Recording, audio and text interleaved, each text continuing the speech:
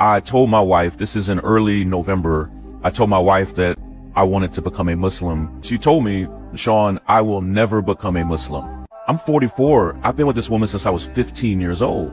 So I didn't want to do anything to jeopardize my marriage. A few weeks later, when I traveled to Edmonton, I shared with some men, including a local imam there in Edmonton, that I didn't know how to approach this with my wife. And the brother told me something that was so profound. He said, Sean, do not try to convince your wife to do this. He said, it's more likely that you will mess it up than anything else. He said, but I do want you to trust that Allah will guide her heart.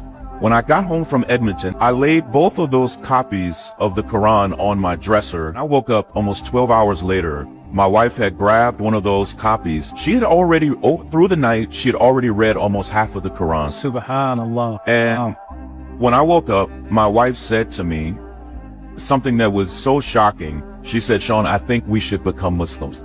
There's a powerful lesson there. Most of what my wife knew about Islam, she learned from places that you don't want to learn about Islam. What you know about the Prophet Muhammad, peace be upon him, you learned from the news.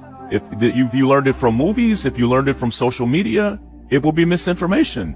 And my wife, who's an intellectual, a voracious reader, the first thing she said to me was, Sean, the Prophet Muhammad, peace be upon him, he is not who I thought he was.